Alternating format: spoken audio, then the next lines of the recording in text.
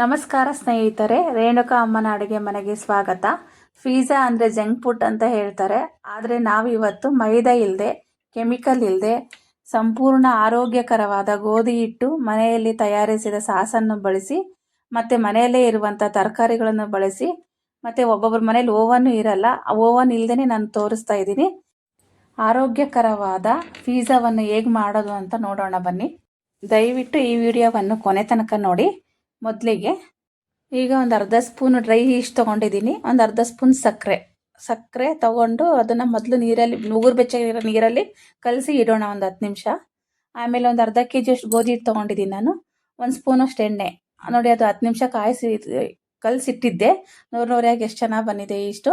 ಆ ಈಸ್ಟಲ್ಲೇ ಕಲಿಸ್ಕೊಳ್ಳೋಣ ನಾವು ಗೋಧಿ ಹಿಟ್ಟನ್ನು.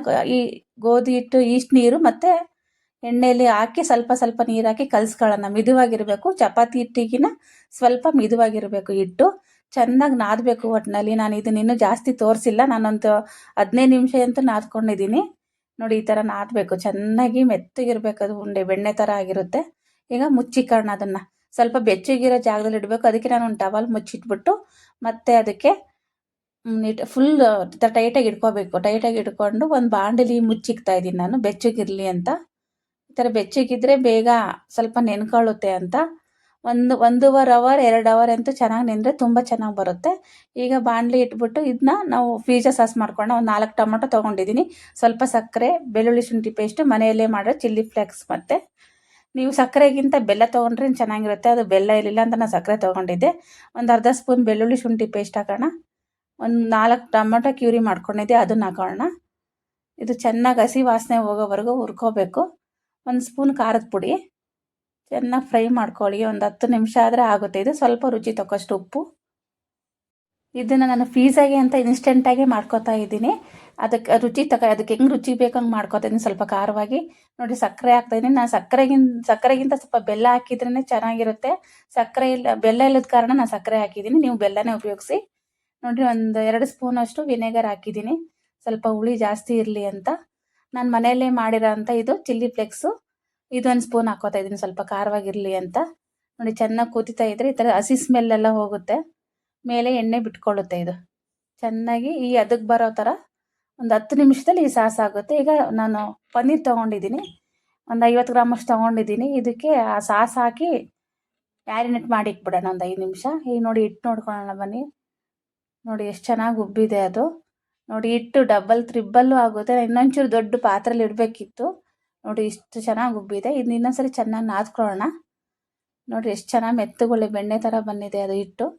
ಈ ಹದದಲ್ಲಿ ಇರಬೇಕು. ಅದು ಸ್ಪಾಂಜ್ ಥರ ಆಗಿದೆ ಹಿಟ್ಟು. ದಪ್ಪದೇ ತೊಗೊಳ್ಳಿ. ಇದು ಉಳ್ಳಿನ ಚಪಾತಿ ಮಾಡ್ತೀವಲ್ಲ ಅಷ್ಟು ಚಿಕ್ಕದಾಗಿ ತೊಗೋಬೇಡಿ, ಸ್ವಲ್ಪ ದಪ್ಪನೇ ಇರಬೇಕು. ಈ ಥರ ಹದವಾಗಿ ಮಡಚಿ ನೀವು ಉಳ್ಳಿ ಮಾಡಿ ಉದ್ದಬೇಕಾಗುತ್ತೆ. ನೋಡಿರಿ ಎಷ್ಟು ದಪ್ಪ ಇದೆ, ಸ್ಪಾಂಜ್ ಥರ ಇದೆ ಅದು ಹಿಟ್ಟು. ಸ್ವಲ್ಪ ದಪ್ಪನೇ ಇರಲಿ ಚಪಾತಿ ಮಾತ್ರ. ನೋಡಿ ತೋರಿಸ್ತೀನಿ ಈಗ.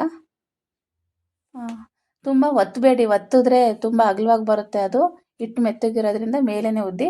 ಈ ಥರ ಫೋರ್ಕ್ ಸಹಾಯದಿಂದ ನಾವು ಈ ಥರ ತೂತು ಮಾಡ್ಕೊಳ್ಳೋಣ. ಇಲ್ಲ ಅಂದರೆ ಫುಲ್ ಉಬ್ಬಿಡುತ್ತೆ ಅದು.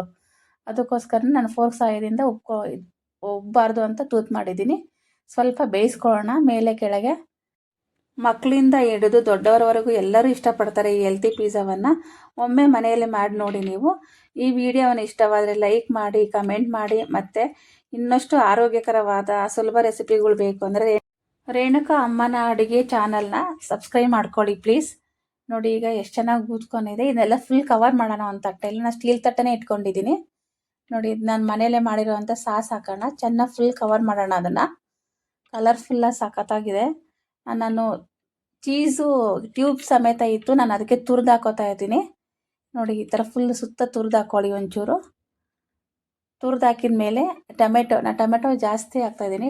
ಟೊಮೊಟೊನ ಒಳಗಡೆ ಬೀಜ ತೆಗೆದು ಇಟ್ಕೊಂಡಿರೋ ಅಂಥದ್ದು ಉದ್ದುದು ಕಟ್ ಮಾಡಿದ್ದೀನಿ ನಾನು. ಆಮೇಲೆ ಸ್ವಲ್ಪ ಕ್ಯಾಪ್ಸಿಕಮ್ಮು, ಸ್ವಲ್ಪ ಈರುಳ್ಳಿ, ಸ್ವಲ್ಪ ಸ್ವೀಟ್ ಕಾರ್ನೂ ಹಾಕಿದ್ದೀನಿ ನೋಡಿ. ಈರುಳ್ಳಿ ಹಾಕಿದಷ್ಟು ಚೆನ್ನಾಗಿರುತ್ತೆ ಅಂತ ಸ್ವಲ್ಪ ಈರುಳ್ಳಿ ಜಾಸ್ತಿ ಹಾಕ್ತಾಯಿದ್ದೀನಿ ನಾನು. ನಂತರ ಸಾಸ್ನಲ್ಲಿ ಮ್ಯಾರಿನೇಟ್ ಮಾಡಿರುವಂಥ ಪನ್ನೀರ್ನ ಸ್ವಲ್ಪ ಹಾಕೊಳ್ಳೋಣ, ಸಣ್ಣ ಸಣ್ಣ ಟ್ಯೂಬ್ ಮಾಡಿ.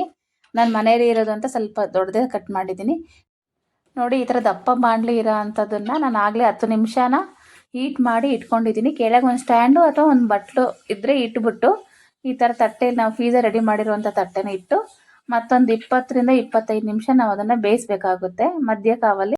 ಈಗ ಓವನ್ ಇಲ್ಲಿ ಎಷ್ಟು ಚೆನ್ನಾಗಿ ಪಿಜ್ಜಾ ರೆಡಿ ಆಗಿದೆ ನೋಡಿ, ಎಷ್ಟು ಚೆನ್ನಾಗಿ ತುಂಬ ಸಖತ್ತಾಗೂ ಬಂದಿದೆ. ಓವನ್ನಲ್ಲಿ ಯಾವ ಥರ ಬರುತ್ತೋ ಅದೇ ಥರ ಬಂದಿದೆ. ನೀವು ಒಂದ್ಸಲ ಟ್ರೈ ಮಾಡಿ.